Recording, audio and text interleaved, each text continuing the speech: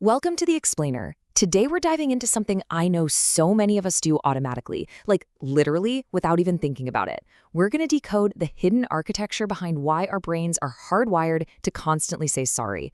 It's a habit that hides right in plain sight. And honestly, understanding the architecture of the chronic apology is the absolute first step to truly understanding your own mind. Let's get right into it. Okay, so I want you to be totally honest with yourself for a second here. Have you ever apologized to an inanimate object? Like, say, a chair after you bumped into it. Or maybe you've sincerely said sorry to a door frame just for being in your way. Or, maybe you find yourself saying sorry for the weather, taking a few extra minutes to reply to a text, or even just for taking up space in a room. Now, most people just write this off as extreme politeness, right? Or they might assume it's just a lack of confidence. But the psychology behind this actually tells a fascinatingly different story. We're completely reframing this today. This isn't just about weird manners. It's actually a highly advanced neurological survival mechanism that your brain developed to keep you safe. No way, right? But it's true. To really understand why we do this, we're going to use a peeling the onion kind of approach.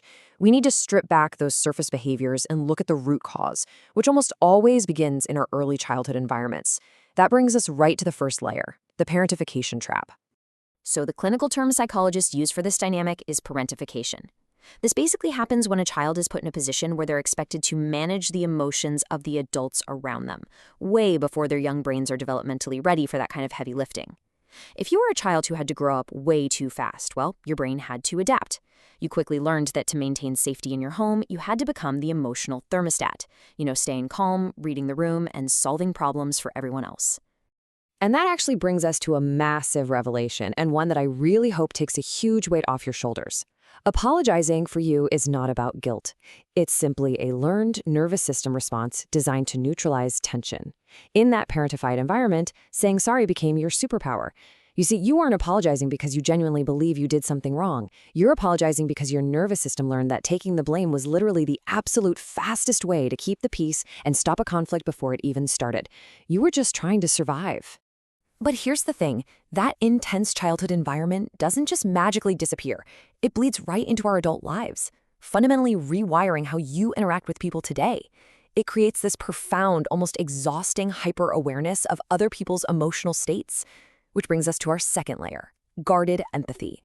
Guarded empathy is exactly what it sounds like. It's an extreme hyper-awareness of subtle shifts in other people's moods, and it's usually the exact thing that triggers those preemptive apologies. What's super fascinating here is your cognitive complexity. Because of your background, you have the ability to detect a slight change in someone's tone of voice or catch a micro-expression of frustration that literally anyone else in the room would completely miss. You're essentially a human radar dish for emotional shifts. So your brain is essentially caught in this anxiety loop, happening in mere milliseconds. Step 1, you detect that subtle mood shift. Step 2, your brain rapidly calculates the possible conflict. Step 3, you launch your preemptive apology. And Step 4, you neutralize the perceived threat. Seeing it mapped out like this entirely validates how incredibly exhausting it is to be a chronic apologizer. You're constantly examining every single angle of a social interaction, managing consequences before they even happen. It takes an absolutely incredible amount of mental energy. Okay, so we've peeled back how you manage others. Now let's explore how this behavior is deeply tied to your own needs. This is our third layer, survival independence. Survival independence is this deep-seated belief that needing help, or even just having basic human needs, inherently makes you a massive burden to the people around you. If you grew up in a situation where you just couldn't rely on consistent, reliable support, you learned to fend for yourself. Consequently, as an adult, asking for a favor or honestly, even just expressing an opinion feels like a major intrusion into someone else's life. Because of that extreme independence, you end up experiencing guilt for simply needing attachment. You say sorry because, deep down, you kind of feel like your very existence requires an excuse.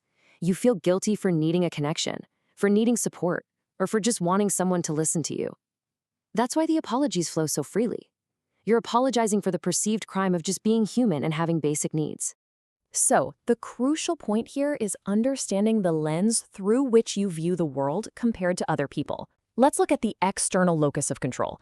This is the belief that things happen to you and that you're entirely responsible for managing the world's reactions to keep yourself safe. Because of this, you try to make yourself as small and non-threatening as possible.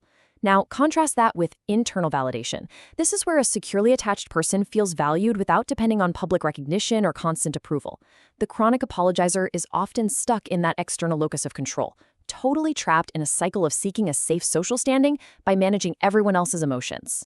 We've talked a lot about how you act around others, but we really have to zoom in on what happens when you're entirely alone, or when things are actually going perfectly well.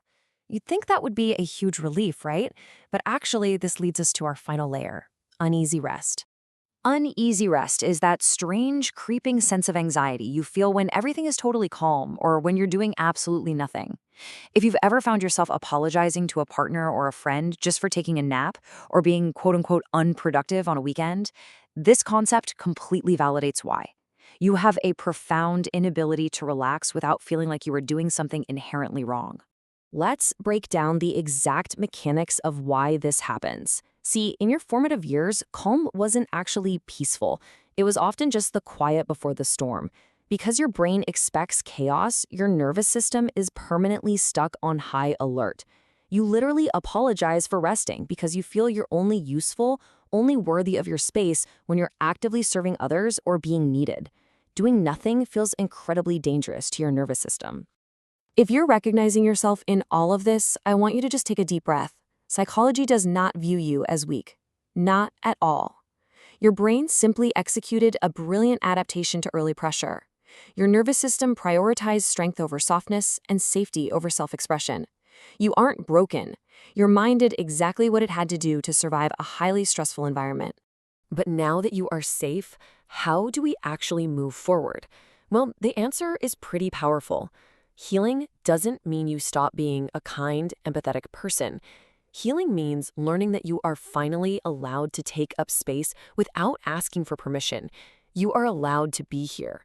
You transition from constantly apologizing for your existence to securely asserting your right to simply be. So we've completely decoded the hidden architecture behind why you constantly say sorry. We've peeled back the layers from parentification through guarded empathy to survival independence and uneasy rest. So I leave you with this thought to carry into your day. What will you stop apologizing for today? Think about the everyday things you excuse yourself for, choose one, and just reclaim that space. Stop managing the world and start letting yourself exist within it. Thanks for digging into this explainer with me today.